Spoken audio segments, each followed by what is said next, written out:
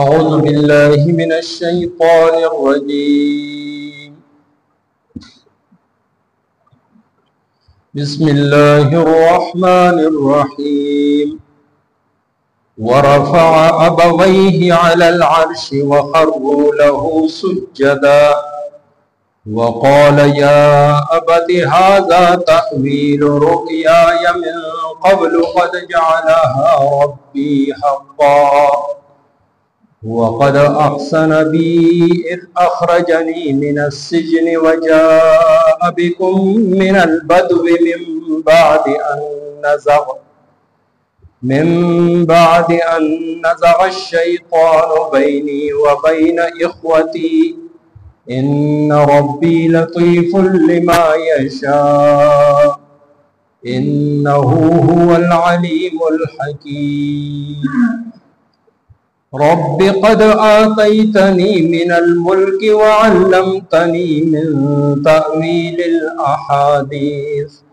فاطر السماوات والأرض أنت ولي في الدنيا والآخرة توفني مسلما وألحقني بالصالحين. ذلك من أنباء الغيب نوحيه إليك وما كنت لديهم إذ أجمعوا أمرهم وهم يمكرون وما أكثر الناس ولو حرصت بمؤمنين وما تسألهم عليه من أجر إن هو إلا ذكر للعالمين. صدق الله مولانا العظيم. ورفع او اوچت کینول د ابویه خپل مور او پلار علی العرش په تخت باندې وخروا او پریوتل دوی له د په وړاندې سجدا په سجده کې وقال او دویل یا ابتی اے زما پلارا هذا تعبیر دا دے تعبیر رؤیایا زما د خوب من قبل د دینا وړاندې قد جعلها بشکا کړه دا ربي زما رب حقا رختیا وقد احسن او اغا احسان وکړه بی پما باندې اذ اخرجنی هر کله چې زه راوځ یستلم من السجن د قید خانینا وجاء بكم او رای وستلی تاسو من البدو د صحرانا یا د کلینا من بعد پس دینه چې ان نزغ الشیطان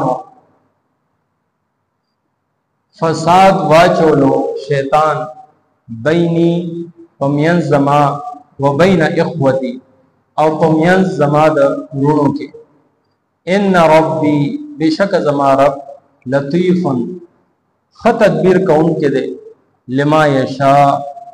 چا د پارا چې هغه اوغواړي انه هو العلیم الحکیم بشک هغه پوها د حکمت خاوند دی. ربی اے زما ربا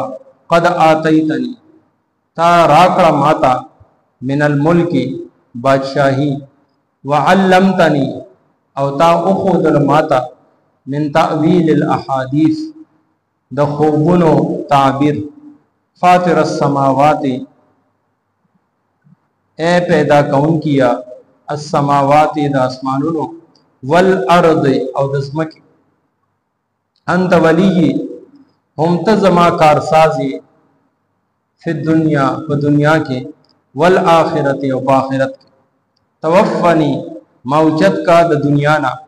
مسلمن فرمبردار والحقنی او ما شامل کا بالصالحین پنیکانوں کی ذالک من انباء دا خبرون دی الغیب د غیبو نوحیه چې وحی کومونگا د دې الیکا ستا طرف تا وما كنت لديهم او نبی ته دوی سره اذ اجمعوا هر کله چې دوی جمع کړ امرهم خپل کار وهم یمکرون او دوی بد تدبیر کول وما اکثر الناس او ندی اکثر خلق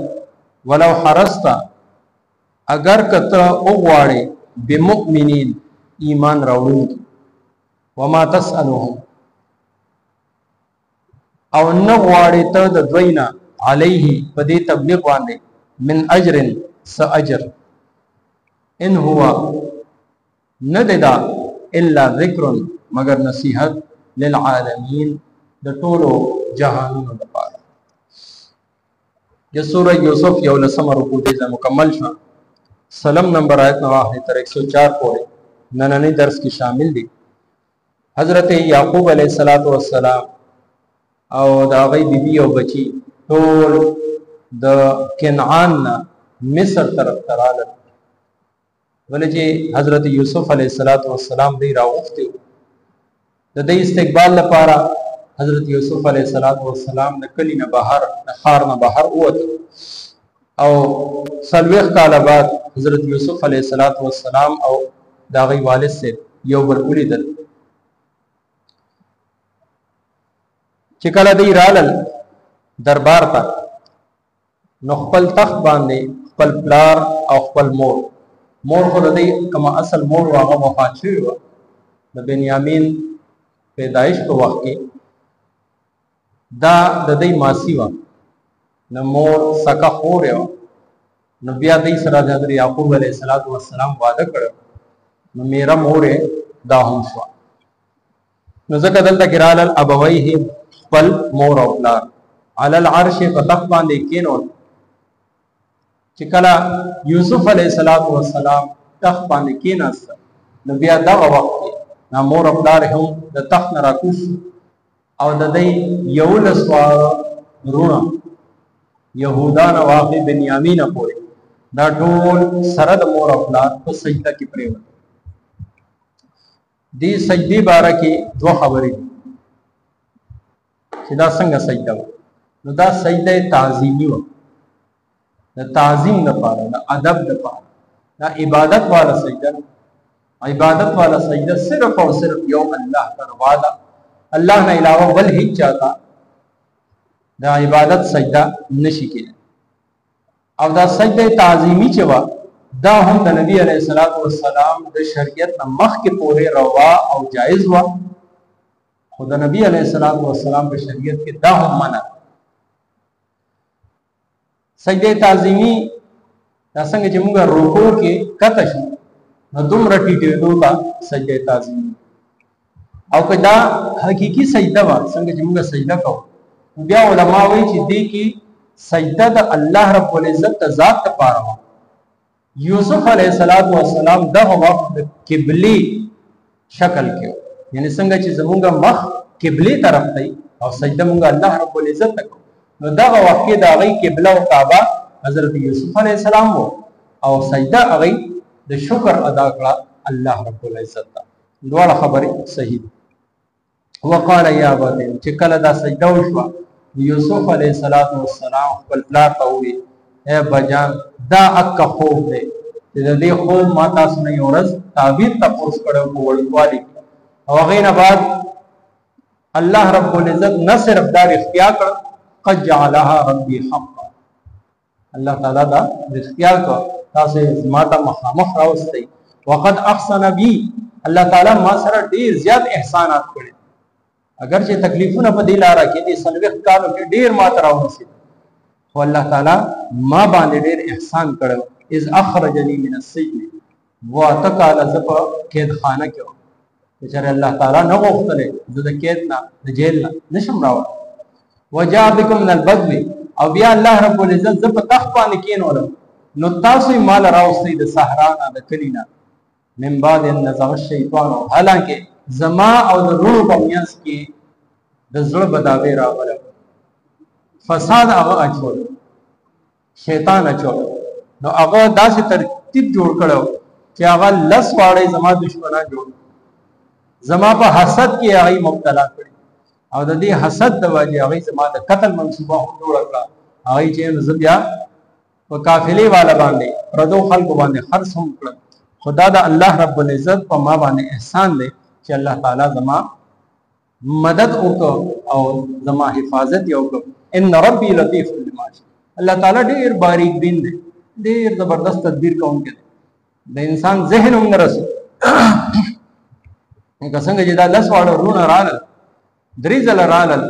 یوسف علیه السلام یې ونه پېژند د هغوی وهم او ګمان کې نشته چې زما هغه ورور کم چې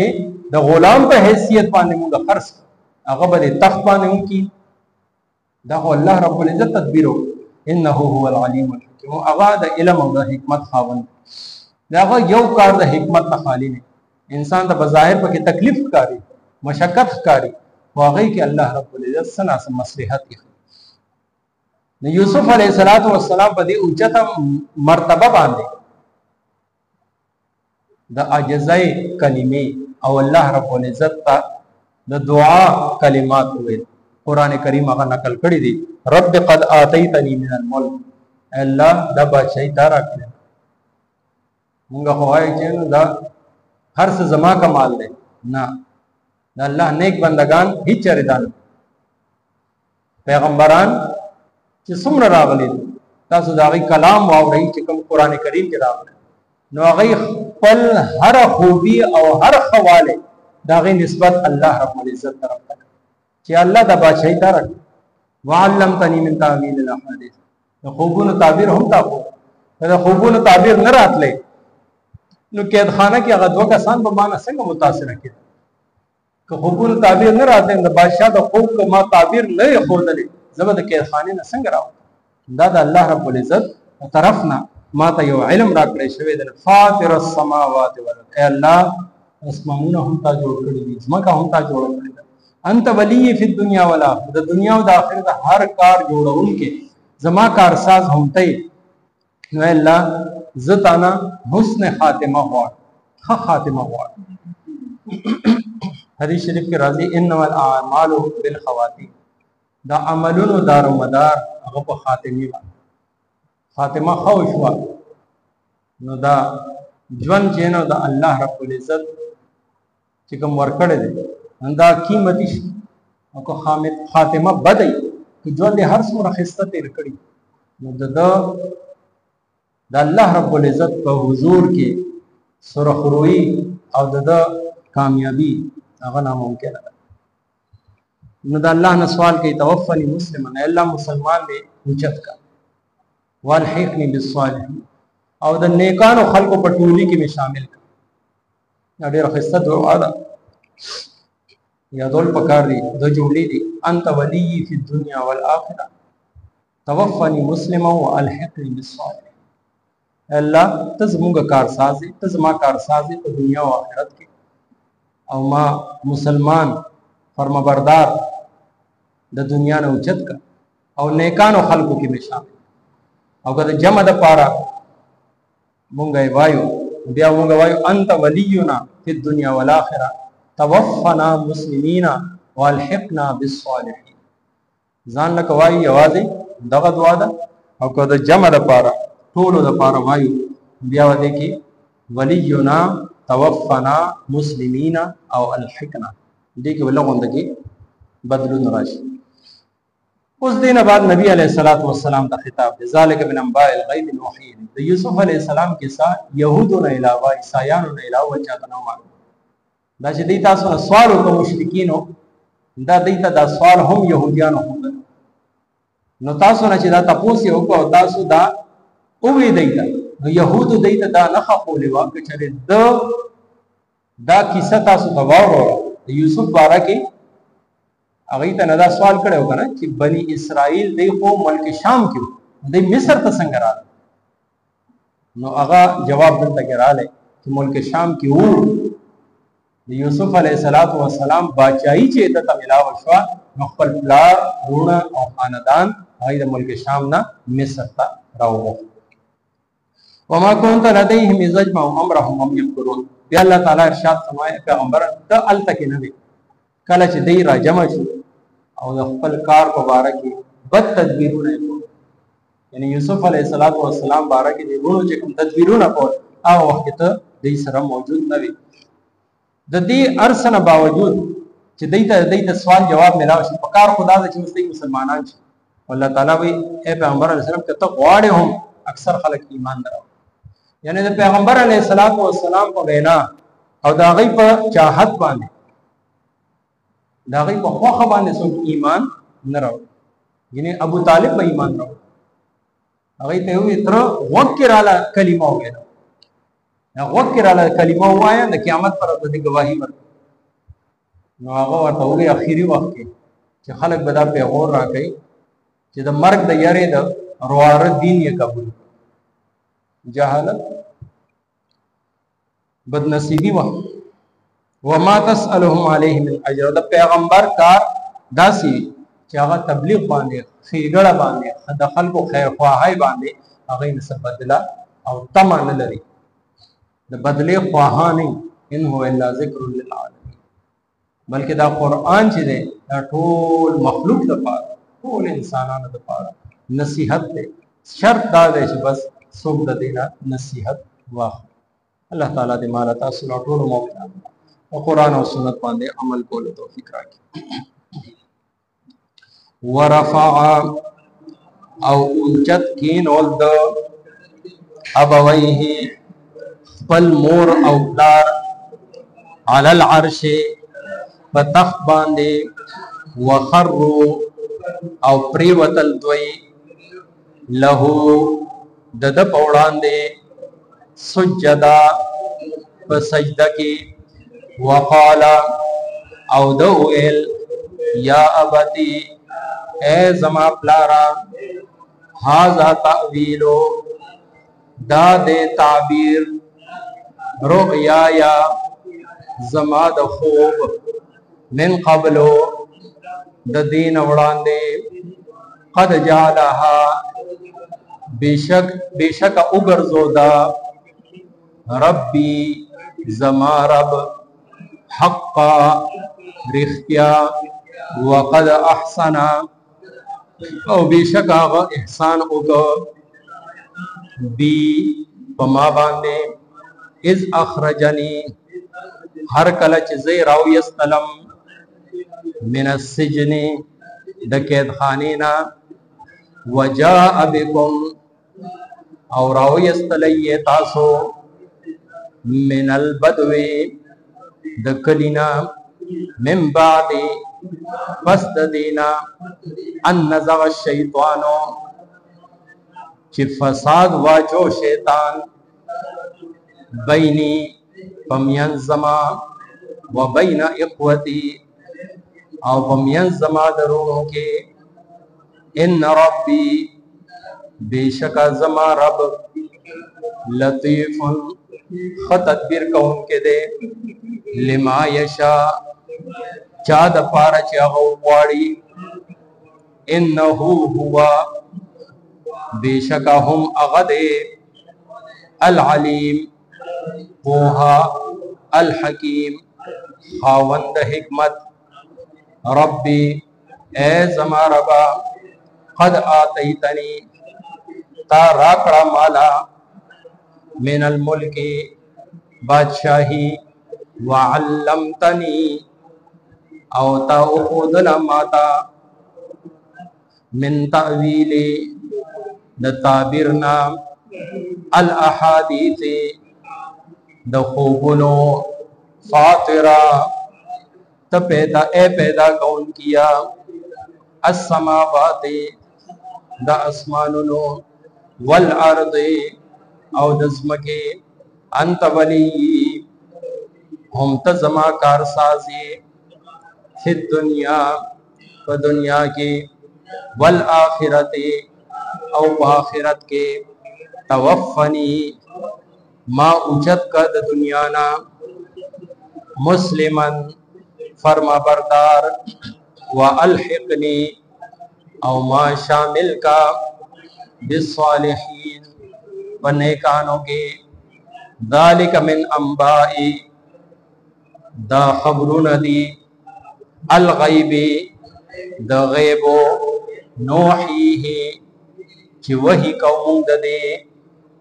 इलैका स्ता तरफता वमा कुंता औ नवे तो लदैहिम द्वई सरा इज अजमाओ हर कला द्वई राजमशो अमरहुम पलकारला वहुम यमकुरून औ द्वई बद तदबीर कवलो वमा अक्सर उन्नासी औ नदी अक्सर खलक वलो हरस्ता अगर कत उगवाड़े बिमुमिनीन ईमान रावड़ों की वमा तसअलुहुम औ नगवाड़े तद द्वैना अलैहि वदी तबलीग बांधे मिन अजरिन